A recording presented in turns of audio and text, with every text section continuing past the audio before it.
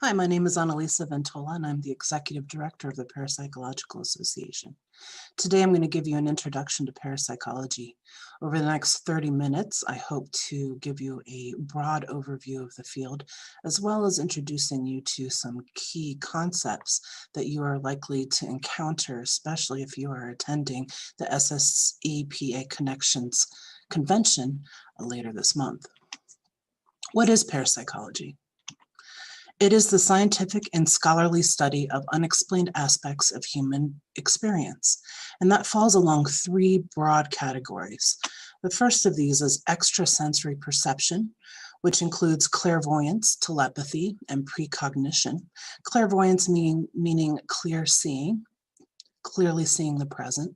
Telepathy suggests some kind of mind-to-mind interaction, and precognition, that is somehow knowing the future. Mind-matter interactions is our second category, and that includes psychokinesis, mental healing, and the power of intent.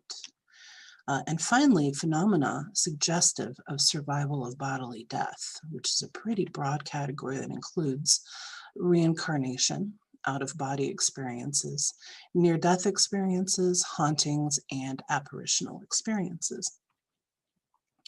A term that you're going to encounter a lot if you get to any depth in this field is the term psi. Psi is literally the 23rd letter of the Greek alphabet.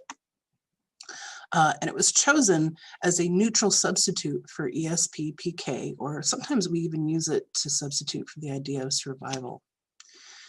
It can be used as an adjective or a noun, so we can talk about trying to find psi in an experiment, or we can talk about, for instance, how an experiment gave us a good psi result. And psi neither implies that anomalous phenomenon are paranormal, nor does it connote anything about their underlying mechanisms, and that's what's really important about the term. It can be useful to describe the anomalous outcome of a laboratory experiment without the researcher being required to choose between culturally connotated words like clairvoyance, telepathy, or psychokinesis. You might also encounter the term psi-hitting, and that means when a person scores a hit more frequently than you would expect by chance, usually in a laboratory experiment. And then there's psi-missing, which is really interesting, and that is when a participant might miss a target more frequently than would be expected by chance. Both of those are anomalous results, whether you're hitting the target more than you'd expect or missing it more than you expect. There's usually something interesting going on there. Something is called psi-conducive if it is favorable to or facilitative of the occurrence of psi. So some people might say that like mild sensory deprivation, for instance, is psi-conducive. And sometimes you'll hear people talking about chance guessing. They might say, oh, my experiment failed because all we got was chance guessing. That's a null result. So there are several major parapsychological research approaches. Probably the most popular and well-known would be the experimental research, which is laboratory studies of psi. But there's multiple ways to approach parapsychology because parapsychology itself isn't really a field so much as it is a interdisciplinary field of people who are approaching the topic from multiple places. And so it's a collection of research topics that people bring their own expertise to. So scholarly research also falls into the parapsychology. So we can have discussion of philosophical issues, historical surveys. We see contributions from the humanities. Analytical research, which might mean just doing statistical analyses of large databases that other people have done experiments with. Case studies, which could be in-depth studies of personal psi experiences, field investigations, or comparisons of cross-cultural beliefs and practices that are related to psi. And theoretical research, and that would be mathematical, descriptive, and or phenomenological models of psi. Now, what is a parapsychologist? Parapsychologist is a scientist or scholar who assumes that unexplained aspects of human experience can be studied rationally and scientifically. And this is a very important point. Not everybody thinks that these topics can be researched scientifically. They might feel that they're just so wholly other that they cannot be amenable to scientific research. Some people feel that occult topics should remain occult, should remain hidden. But a parapsychologist is somebody who says we can use the tools of science to explore this. That person will either think that existing scientific models of perception and memory are already adequate to explain these experiences, or they might think that significant, or some might say revolutionary, expansions of the current state of scientific knowledge would be required to understand these experiences. A parapsychologist usually develops proficiency in an academic discipline. Like I said earlier, it's an interdisciplinary field. So we see people come to it from, a lot of times from psychology, but also anthropology, physics, mathematics, history, sociology, even linguistics. Parapsychologists also usually publish their research in a peer-reviewed scientific or scholarly journal. And finally, you'll find that parapsychologists usually maintain professional affiliations. Some of the major societies are the Society for Scientific Exploration, the Parapsychological Association, Society for Psychical Research, and then there's also a lot of more locally based ones like the Australian Institute of Parapsychology, multiple places that we can affiliate. I want to talk about the Parapsychological Association for obvious reasons. The PA has been around since 1957, where it was established in the United States, and it is affiliated with the American Association for the Advancement of Science and has been affiliated since 1969. What that affiliation gives us a seat at the Workshop of Science, because the AAAS is the largest general scientific body in the world. And then an important factor to consider is that the PA endorses no ideologies or beliefs other than the value of rigorous scientific and scholarly inquiry. The mission of the PA is to advance parapsychology as a science, to disseminate knowledge of the field, and to integrate the findings of parapsychology with those of other branches of science.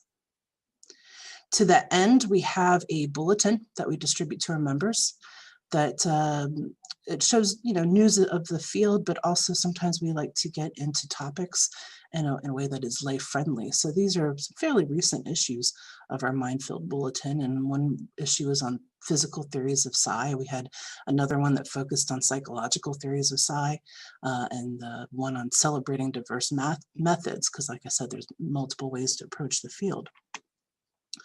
The PA also subsidizes the Journal of Parapsychology, which is published by the Rhine Research Center. It is a peer-reviewed journal, usually containing experimental research, but not always. And it is widely indexed as well. You might be surprised to find it even at your local college or university library.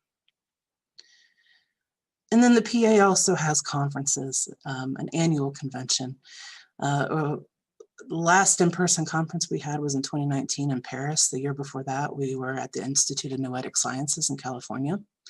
The year before that, we were in Athens, Greece. And then in 2016 was the last time that we combined forces with the Society for Scientific Exploration, which we did in Colorado. We do very often like to actually meet in person. That is typical for us, but alas, the global situation has us now meeting online this year. And that is a combined convention with the Society for Scientific Exploration that is taking place July 23rd through the 31st at the URL that you see below there. I'm going to take a moment to talk about the Society for Scientific Exploration.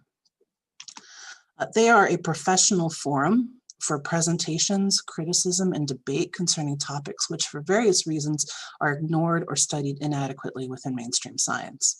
And they also like to promote improved understanding of these factors that unnecessarily limit the scope of scientific inquiry, such as sociological constraints, restrictive worldviews, hidden theoretical assumptions, and the temptation to convert prevailing theory into prevailing dogma. The SSE has a wide variety of topics, they're kind of an umbrella organization for any kind of scientific exploration that doesn't quite have a home. And so in addition to parapsychology, you'll see topics like subtle energy, currently ununderstood astronomical ideas, UFOlogy, sometimes cryptozoology, bioenergy, complementary medicine, all kinds of fascinating topics. And like the PA, they also have a lay-friendly bulletin or a magazine called Edge Science. They have a peer-reviewed journal, and they also host conventions on an annual basis. And of course, the PA is very pleased to be combining with the SSE this year to have an event that is going to be pretty broad. But you'll find that more than half of the topics of this convention are going to be on parapsychology. And so I want to get just a little bit more in depth into that field. So first, let's examine how we have studied extrasensory perception over the last few decades at least. I'm going to start with the Rhine era, roughly the 1930s to the 1960s. And one of the prevailing paradigms is something that we call forced choice testing. And that is when a participant has to choose the psi target among a number of fixed alternatives, such as a number, Zener cards, which we see over here on the left, playing cards, or colors. Zener cards were ESP testing cards named after the perceptual psychologist Carl Zener, who apparently suggested the symbols that would be used on those cards, which you can see here are a circle, a cross, some wavy lines, a square, and a star. And most of the research of this era was designed to be proof-oriented, and that was designed to determine the degree to which psi experiences can be verified using current scientific methods. This type of research got its start right around when probabilities and probability methods were being figured out in statistics. And so we very much see the growth of statistics and the growth of parapsychology side by side. In the 1970s to the 1990s, one of the prevailing research paradigms was the Ganzfeld experiment. And this was a process-oriented experiment, which was designed to learn more about the psychological, physiological, and physical mechanisms of psi. It doesn't mean that every Ganzfeld experiment was process-oriented. Some of them were very much proof-oriented. But we get the opportunity to look at some more things just besides whether psi exists or not. Another feature of this era is free response testing, where a participant gets to respond freely, reporting whatever images, memories, and feelings come to mind. And usually the targets for these type of experiments are not Zener cards, but they could be like art prints or video clips, or things that have hopefully an intense and emotional reaction. And we also started to look at research into altered states, which is any mental state that is differing from that of a normal waking condition. The Ganzfeld in particular is a special type of environment or a technique for producing it that consisted of a homogeneous, unpatterned sensory stimulation. So you can see here in this picture that this person has well, it's a little fuzzy, but there's halved ping pong balls over this person's eyes. There's a red light being shone on the face, and then with the headphones, we got white noise. And so what that's doing is it's kind of creating like a sort of an unpatterned field that allows the brain to sort of reach for more interesting stimuli. And we hope that that stimuli will be the target in an experiment. In the 1990s, we started to see more researchers looking at unconscious psi, and it doesn't mean that they stopped doing Ganzfeld experiments. In fact, at the upcoming conference, Professor Carolyn Watt's going to tell us about how the Ganzfeld is still useful even in the 2020s. But when we are dealing with this, well, several decades of research, a couple things come to mind. The previous periods were looking at explicit anomalous cognition, and that is conscious attempts by participants to produce a psi effect. In the unconscious psi, we're looking more at implicit anomalous cognition, and these are psi effects that are produced by affective and cognitive processes that are not accessible to the conscious awareness or control. And a popular thing to study during this time is presentiment, which is sort of an unconscious form of precognition. And we would see that done both with selected subjects, and so that would be study participants who are chosen because they have particular skills or traits, such as advanced meditators, or unselected subjects, and these are study participants who participate in studies either by convenience or as a representative of the general population. In these experiments, it's typical for there to first be a stimulus, and then we measure how the participant responds to it. Some examples of stimulus or stimuli: visual. It could be violent, erotic, or neutral pictures. Sometimes experiments have used light flashes as a stimuli, or auditory stimuli such as neutral and unpleasant sounds or startling sounds.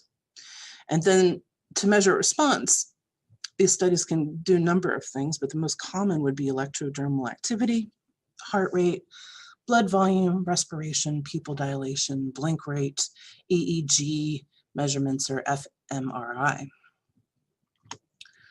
This is how a typical trial would go. For the participant, they would just feel like they're sitting in a chair and watching a slideshow, because this stuff runs automatically and randomly.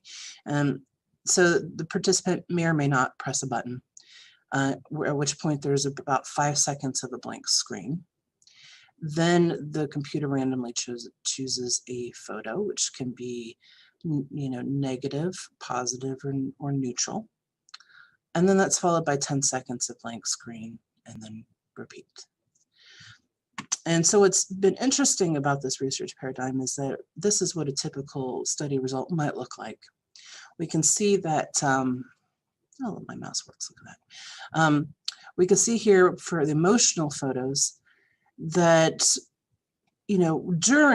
while looking at the photo, we see kind of a flat response because the mind is sort of taking in what they're looking at. And after, we can see for the emotional photos that there's usually a very strong response. For the calm ones, not so much. We just kind of relax a little bit.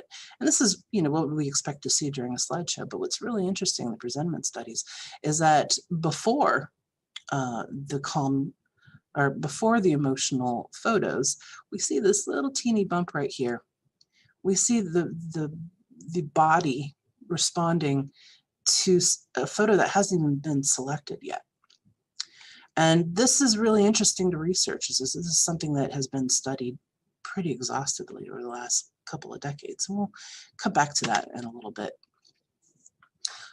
Inspired by these presentiment studies and the Ganzfeld and other currents in parapsychology, Daryl Bem published in 2011 a landmark study called Feeling of the Future: Experimental Evidence for Anomalous Retroactive Influences on Cognition and Affect. And he published it in a high-impact mainstream psychology journal, the Journal of Personality and Social Psychology. Daryl Bem himself, he's now retired, but at the time he was a professor at Cornell University. He did 9 experiments over 1,000 subjects in 15 years of research. And out of those 9 experiments, 8 of them produced statistically significant evidence for precognition. What he did was he time reversed well-established psychological experiments so that the individual's responses were obtained before the causal stimulus events would occur. So, for example, one of the experiments was a memory test. And so in the typical mainstream paradigm, what would happen is the subject would come in, study some words, and then their memory of those words would be tested. But in the time reversed version, BEM would have people take the test first and then study the words after. And he found that sometimes they were able to know the right words even though they hadn't seen them yet. What's brilliant about these studies is that they were designed to be simple statistically and easy to replicate, and replicate we did. And so we're still talking about these studies, and you're going to see it come up at the conference about what people have done with this paradigm, whether they're doing a straight replication or they're taking some aspect of it and looking more closely at it. We're going to hear more about this at the convention. All right, so moving on to mind-matter interaction. There are two broad categories of psychokinesis, and we refer to them as macro PK and micro PK.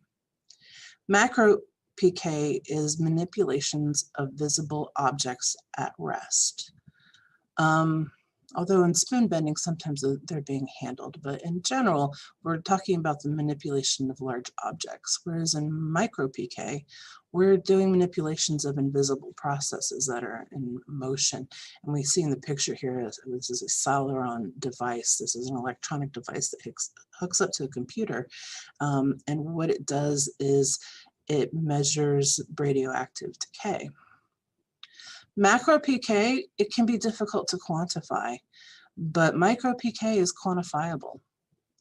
Macro PK is going to require exceptional subjects, or selected subjects, as we might say. But in a micro PK experiment, just about anybody can participate. In macro PK, it can be difficult to detect or prevent subject fraud, whereas micro PK is only susceptible to experimenter fraud. Some early studies of micro PK provided some interesting evidence for ordinary volunteers mentally affecting things like the fall of rolling die, which you see in one of the pictures here, or the sequence of numbers that would be produced by electronic random number generators. Following that, there was a long research program at the Princeton Engineering Anomalies Research Lab. And that program continued for nearly 30 years with individuals attempting to influence random processes. Following the closing of that lab, actually even before it closed, we saw as an offshoot the Global Consciousness Project. And that is an international collaboration of scientists and engineers who are using a global network of random event generators around the world. And they're testing the claim that there exists a unified field of human consciousness. And they look for evidence that thoughts, emotions, and perceptions may potentially cohere in response to major world events, producing detectable effects. And they do certainly get some interesting ones. I want to talk for a moment about meta-analysis, though, because this is something that we're going to see come up a lot also at the conference. Just real brief, meta-analysis is a statistics technique that combines like studies. And what it does is it allows researchers to identify trends in those studies, because more data creates a possibility for more patterns to emerge. And this is useful when smaller studies have been found to be contradictory or weak. But it is, subject to, sometimes subject to bias. It's a kind of a subjective enterprise sometimes. And so one of the wonderful things that has happened in the field is that there's been a lot of meta-analyses that have been published in mainstream journals. And so I have here just a handful, some fairly current ones. And if you look at the list, we got, let's see, F1000 Research, Psychological Bulletin, Frontiers in Psychology, Journal of Alternative and Complementary Medicine, British Journal of Psychology, and Psychological Bulletin. Meta-analyses are fantastic, but they're also kind of a source of debate. And so you may see some people arguing or debating about, which should we have included this study in the meta-analysis or not included that study. And, in the process of science, sometimes we can get very detailed on these things. So you might see that at the conference. Finally, the survival of bodily death. And I'm just going to quickly define a few things, and then we'll talk about some more, slightly more in depth. So, survival phenomenon. It includes reincarnation. That's a form of survival in which the human soul or some aspects of self is, after the death of the body, reborn into a new body. And this process purported to be repeated through many lives. Out-of-body experiences, that's an experience either spontaneous or induced, in which one's center of consciousness seems to be in a spatial location outside of one's physical body. And then there's near-death experiences. These are experiences undergone by persons who either seem to be at the point of death, or who are even formally declared dead, but then recover, or who narrowly escape death without being seriously injured. And we find that there's kind of some core experiences around the NDEs that sort of shape that experience. And those include a feeling of indescribable peace, a sense of being out of one's body, movement into a dark void or down a tunnel, seeing a brilliant light and entering that light, panoramic memory, such as the life review, and encountering presences. Also, under the umbrella of survival research, we consider hauntings. And haunting is a regular occurrence of anomalous phenomena associated with a particular locality and usually attributed to the activities of a discarnate entity. Some of the phenomena that we'll see at haunted houses include apparitions, object movements, cold drafts, sounds of steps and/or voices, and various odors. More generally, though, is the apparitional experience, which comes from the Latin apparere, to show oneself. And it is an experience in which there appears to be present a person, animal, object, or scene who or which is out of the sensory range of the witness. This is a little bit broader than the idea of a ghost. Apparitions do not need to happen in haunted contexts. And roughly 10% of the population has seen them, except for there's a 1947 study where it was 14%, but that's kind of roughly how that experience is distributed in the population. So apparitional experiences are very interesting, and they can be stimulated in a laboratory using something we call a psychomantium, which is Greek for theater of the mind. And so this is a darkened room with a tilted mirror and somebody in a relaxed position, pretty much scrying, which is mirror gazing. And the setup is designed to induce apparition-like experiences. It often does. It creates a controlled condition for stimulating apparitions. And for that reason, I think we see at least one study like that at the upcoming convention. We've seen that used as a tool for that kind of research. Poltergeists are tricky. The literal translation is a poltergeist is a noisy and mischievous ghost, a spirit capable of making mysterious noises. That's from Webster's dictionary. Polter derives from the verb poltern, which means rumble or to make noise or bluster, and geist means spirit, apparition, or ghost. In the field of parapsychology, though, we have some other ideas about what's going on with the poltergeist.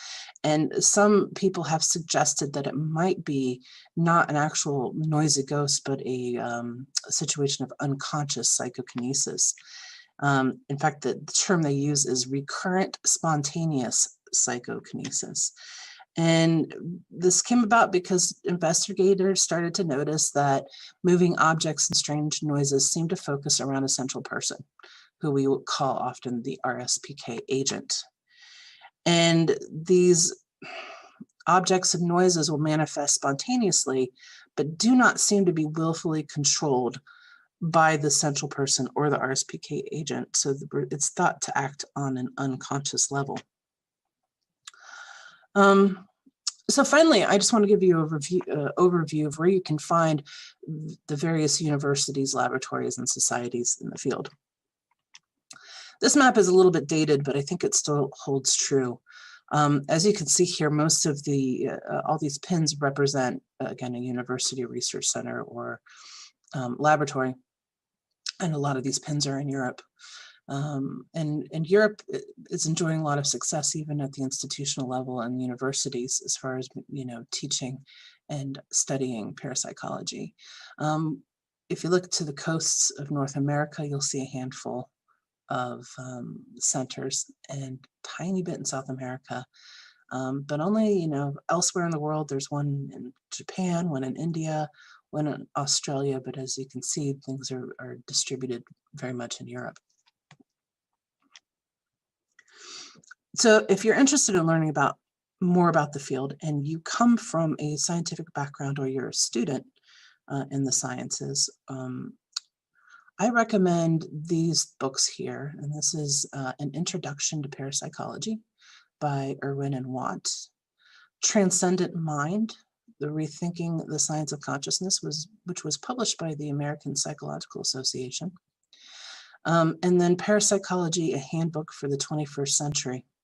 It was published only just a few years ago, so it's really good, up-to-date summaries on a lot of the things that I just discussed, but of course in way more detail. And then for the general public, two books I like. Actually, all of Dean Radin's books are excellent, but this is his most recent one, Real Magic. And then this book, The Gift, by Sally Ryan Feather. It is mostly focused on people's experiences, but she organizes it in such a way too that helps us learn a little bit about the field that's studying it. So it gives a little bit about, not just the experiences, but also the researchers as well. And it's quite a nice read. And so that is pretty much it for my presentation. I would like to encourage you, of course, to come to the conference at the end of the month. That's at sse-pa.healthyseminars.com. But also, I would like to encourage you to become a member of the Society for Scientific Exploration and/or the Parapsychological Association. Both of these organizations have a level of membership for everybody, regardless of their level of interest in the field. So if you are a professional, there's a level of membership for that. But if you're just an interested reader and you just want to get the bulletin and stay up to date on the research, there's usually some kind of associate or supporting level of membership at each organization. So thank you very much for your attention, and I can take some questions now.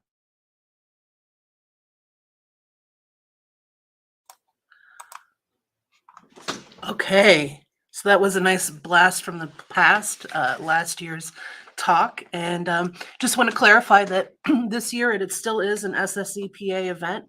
It is still at the same Earl, but it is taking place on June 23rd through the 26th. And that is titled Breakthrough 2022. And of course, we'll be talking about that throughout the day. So at this point, I would like to take your questions, if you have any. Please make use of the Q&A box at the top. And if you are a PA or SSE member and somebody I know, you're invited to raise your hand. Just keep in mind that this is being live streamed, and that function will put you on stage. So I'm going to continue to run my mouth and kill some time until I see a question. So Rex Stratton asks, is it possible to get a copy of your presentation, or at least of a list of the material to read? This presentation will be on either or both of the PA and SSE YouTube channels within the week. In fact, it's being live streamed right there, so probably an hour from now you'll have access to this presentation. I don't know if you're asking for slides, but if you want slides, you can email me at annalisa@parapsych.org, and I will be happy to present those to you personally. Let's see, is there anybody else?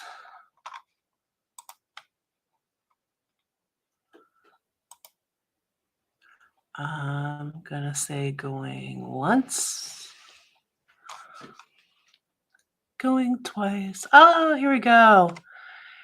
Can you talk about the relationship of the PA and Skeptic Society? Now, I will say I don't know which particular skeptic society you are referring to. However, it is in our definition that we do not promote any particular belief or ideology other than the value of rigorous scientific study and scholarship.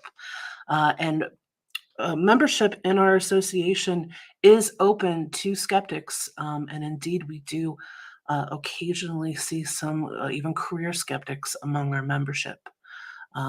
So that's about all I can answer to that. I see another question. Where can we find resources about university-based education for parapsychology and edge science? At the PA website, there is a link literally called University-Based Educational Resources, and it lists all of the, it's a listing by country, and it lists all of the available courses or potential mentors or personnel that could help guide you through a PhD on a parapsychological topic, or there's also some links to courses such as the Intro to Parapsychology course at the University of Edinburgh, the Kessler Parapsychology Unit. And I'm going to ask that Ramses perhaps paste a link in the chat to that listing. Let's see.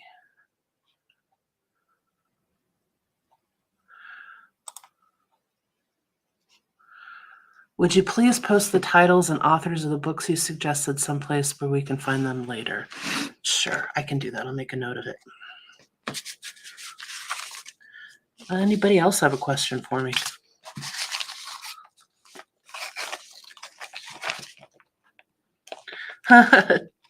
John Kruth is asking, what made you want to study parapsychology? And oh boy, that's a complicated one.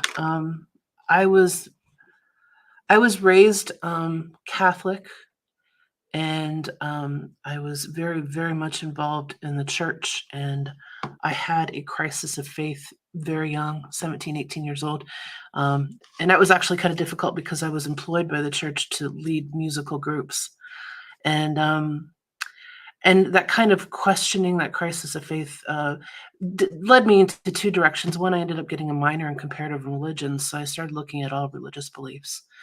And as I did that, I started to become interested in ideas of knowledge and power, and especially the seeming divide between science and religion. And I saw parapsychology as being an interesting intersection between the two. And as I looked more into the field, the more I sort of felt the calling to make that research better available and more accessible to people, because it was kind of a mystery to me why all of this really rigorous research was more or less publicly unknown. And I think I thought I saw a raised hand for a moment. Hopefully that answers your question, John. I look forward to seeing you later on today, because John will be giving a talk on subtle energies and PK. All right, I've got time for one more question if it pops up. Otherwise, let's see, that one's answered. Answered. Okay, well, I'm going to go ahead and end the session, and then we're going to make way for Christine Simmons-Moore's talk on ESP and psychology.